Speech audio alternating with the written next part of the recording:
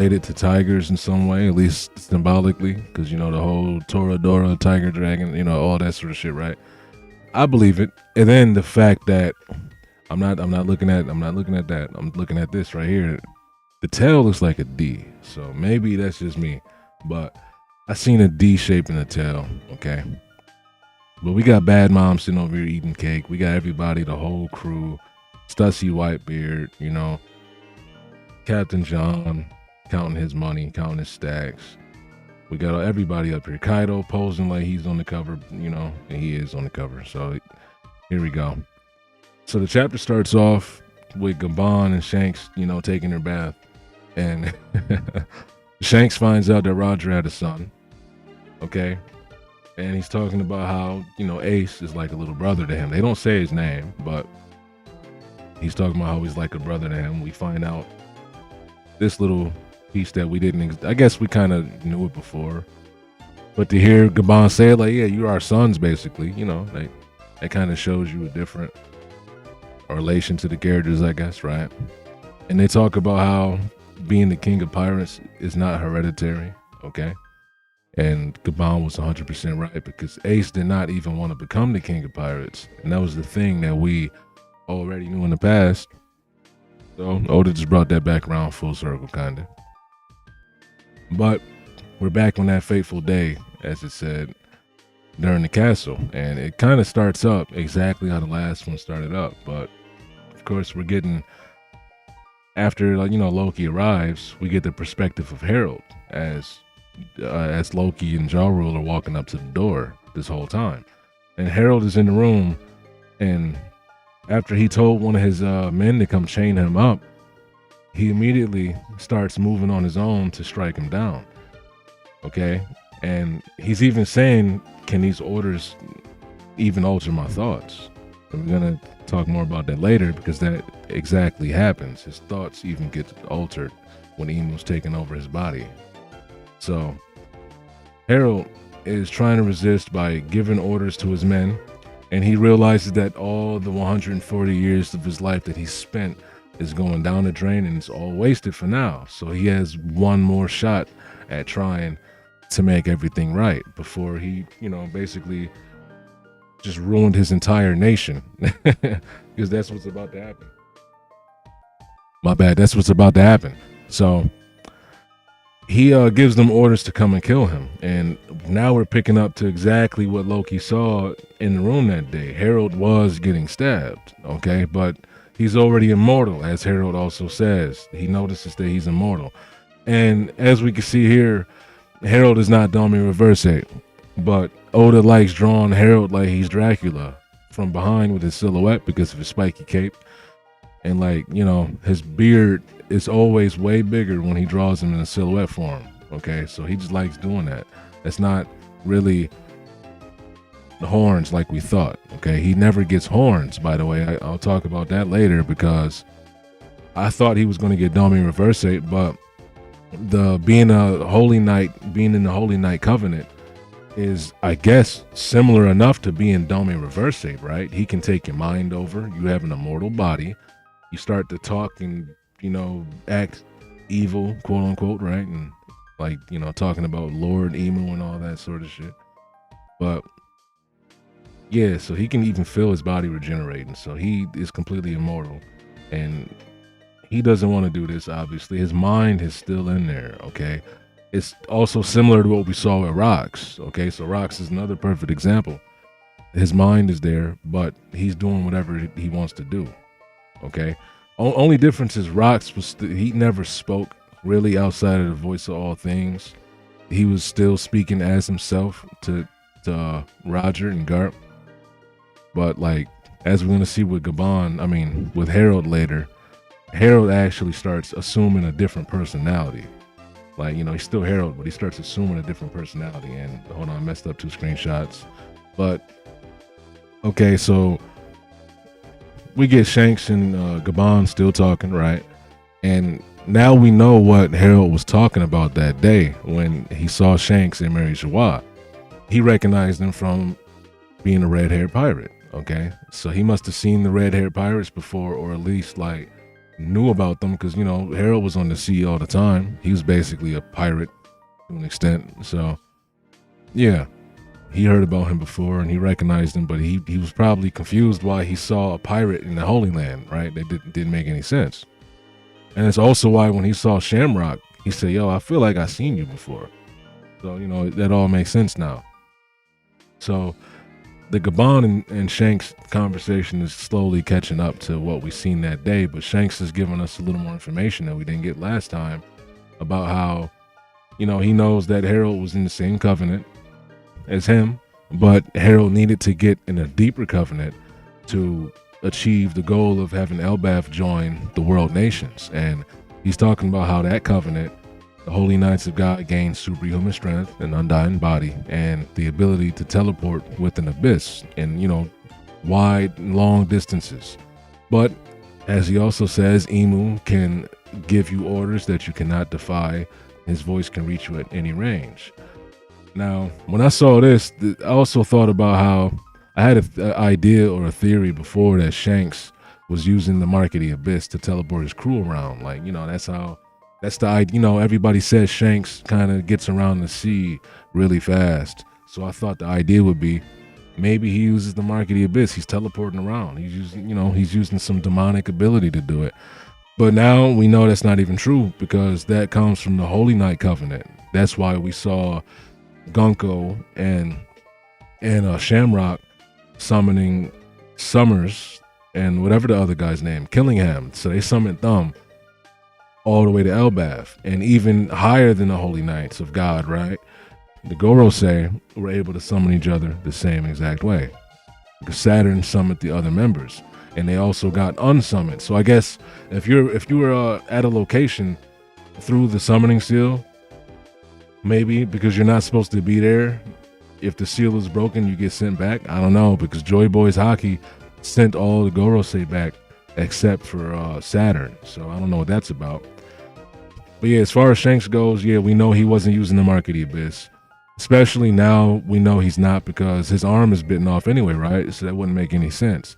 The answer for how Shanks gets around so fast is simply he's using the deep sea currents that merchants and other people use, okay? And traders and all that sort of shit. So he's using deep sea currents and that's it. But that's a side note. So he knows that they get forced to do what they want to say. And immediately they start feeling the hockey from the throne room. Now, I thought the hockey in the past was somebody else getting summoned or Emu doing something, possessing Harold over, making him become, a dummy reverse 8 Harold. But it's a clash between Harold and Loki. So Loki is immediately clashing with Harold, and he's confused about two things. And like he says, like, you're getting stabbed up, attacking your guards, and you're attacking me. I don't know what the hell's going on. Like, you're getting stabbed and you're not dead.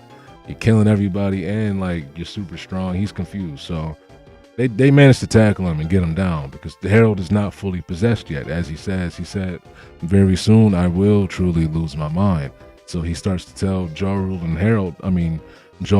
and Loki about his little impromptu plan. He's going to tell them, hurry up, you need to go and get the devil fruit and Ragnir, the hammer, okay?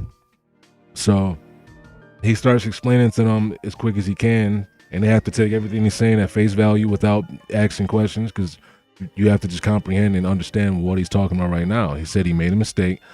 Tell everybody that I killed my own guards. He wants to make Loki the hero because obviously he knows Loki's reputation, and he wants Loki to kind of like be the leader of Elbaf at this point. That's what he's basically saying. Like after he's done, he know Loki's gonna take over. He wants Loki to go down as a hero.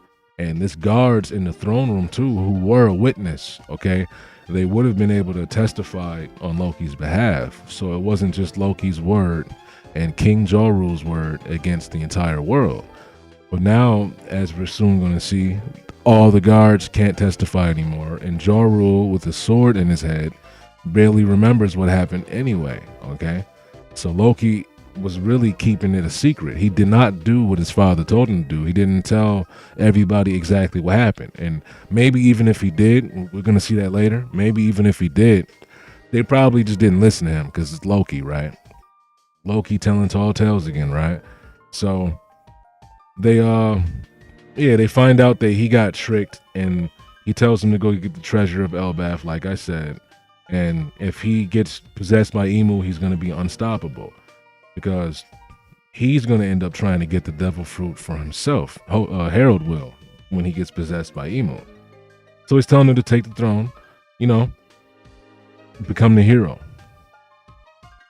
He wants to only save Elbath. Loki hears him, they go and start to do it. But Harold, obviously, at this point now, he's become possessed fully by Emu. And as I was saying earlier, his possession is a little different from what we've seen with Dome Reverse, but it's also not too dissimilar because he gets the super strength, he gets the irresistible orders and actions, you know, compelled by Emu, and his personality has switched a little bit. Like when Dory and Bragi, they started talking different, and Emu named them the Red and Blue Ogre and told them to become the kings. And Dory and Bragi they said, "Oh yeah, we're gonna do that. We feel incredible. Like I'm gonna become the king. Fuck it." So we see Harold, or Emu Harold, right? Because I'm sure at this point, right now, already, it is Emu telling everybody to seal the front gate. And somehow he's saying this and they hear him, and this text box kind of confused me because it feels like he's saying it through some sort of like intercom system.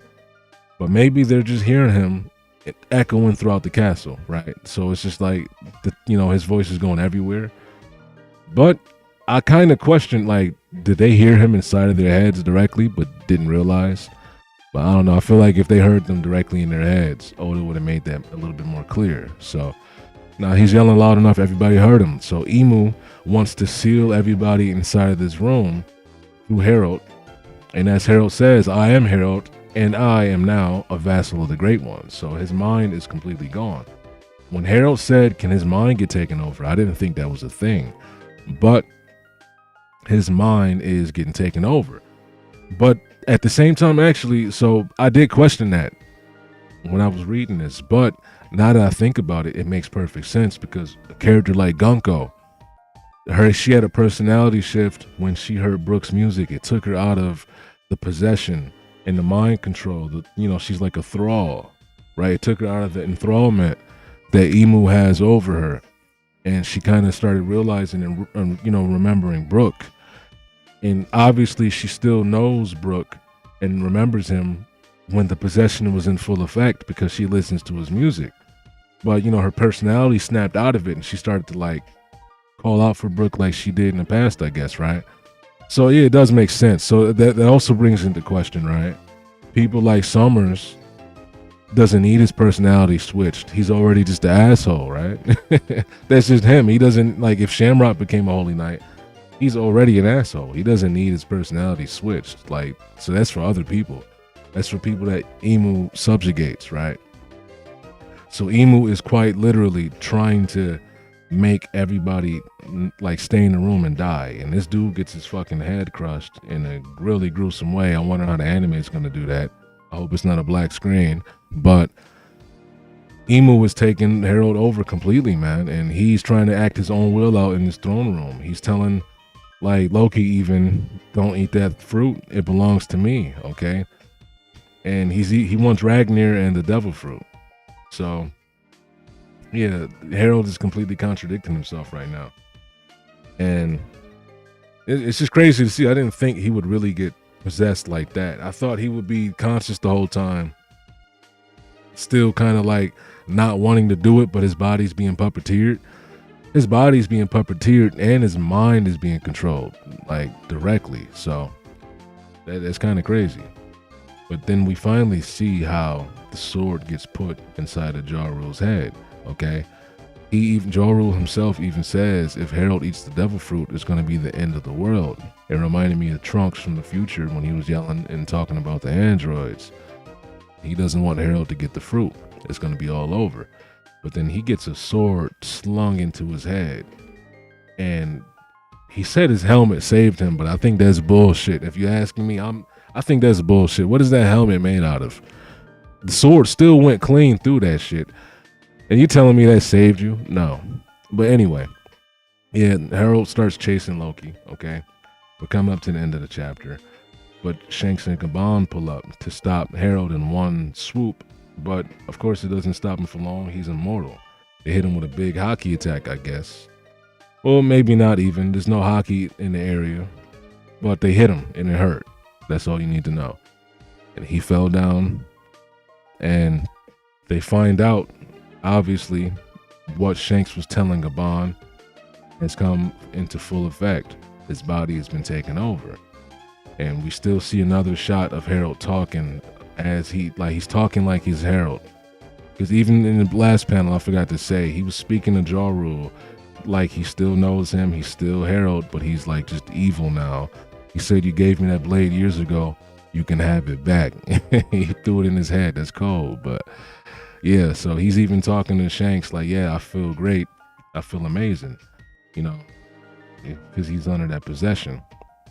So we get directly to the end of the chapter now. And I think we all kind of had the idea of the hammer Ragnar having a devil fruit, but I don't think anybody knew that the hammer was alive. Right. So I don't know what type of devil fruit it has. And it sounds like it's making a sound. Like, is the hammer laughing, or like, I don't know what the hell's going on. Is that just the sound it's making, like cutting through the air?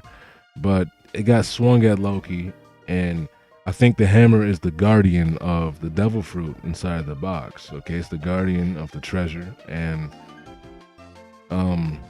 Loki obviously eats the treasure too.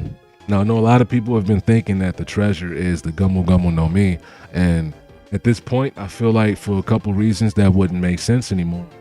Mainly because we learned that the Gumu Gumu no Mi was stolen off of a government ship. Unless something crazy happens at the end of this chapter and the fruit gets stolen the last minute by like Gonko gets summoned there, and like, unless it's some shit like that, or like, somebody steals it from Loki last second. It seems like Loki is literally going to eat the fruit, and if he doesn't, it would have to somehow make its way onto a government ship for it to be aligned with Shanks having it, right? So I just don't think this is the Gumu Gumu no Mi. Whatever it is, it's a crazy devil fruit. Okay, it's got to be, and we're gonna see that pretty soon, because Loki is about to go, I think, to the top of Elbaf and help Luffy and the rest of the crew out to fight Gonko / Emu right now. So we're gonna see that when the flashback is over, because we're getting to the end of this flashback really soon, and this whole Elbaf arc is ending up. It's just wrapping up. I don't know if you've seen the news, but Otis said that the next arc is going to be happening not too long from now. Okay, we're getting a One Piece movie. All right, the next arc is going to be probably Laugh Tale. He said like it's going to be, we're going to see the island that the King of the Pirates went to. Okay, only him went to. Okay, we're getting a lot of stuff going on with One Piece, man. But this chapter was crazy. I want to see what Loki can do at this point with the devil fruit. He didn't want to eat it. He wants to be able to swim because he wants to be a pirate. He wants to set sail and all that, right? But now he can't. So, and he's a giant too. If he falls in the water, it's over for him. It's over. But yeah, I guess there's not much else for me to say here in this chapter. I'll wrap the video up here. Yeah, like I said, One Piece news though. We got that One Piece news, man. We had an Elbaf sneak peek video, teaser trailer. Go watch that. Okay. The man with the burn scar is going to appear in the manga for a fact. Oda said it. But like I said, I think I'll end the video here. I'm out. All right, into the live stream. I'm back to the live stream, right? Because I'm not going to end the live yet. I might end it. Not too many people typing or whatever this day, but that's it. I'm gonna chop that whole video out right there. Like, I'm gonna chop that whole video out. It's probably like 20 minutes, and I'm uploading that to YouTube after this live stream is over, man. I could say it now and trim it up, right? Okay, wait. Let me do that, right? Nah, that's too much work. Forget it. Who is gonna kill King Harold? How is King Harold gonna die? I don't know. Is it gonna be Loki after he gets the devil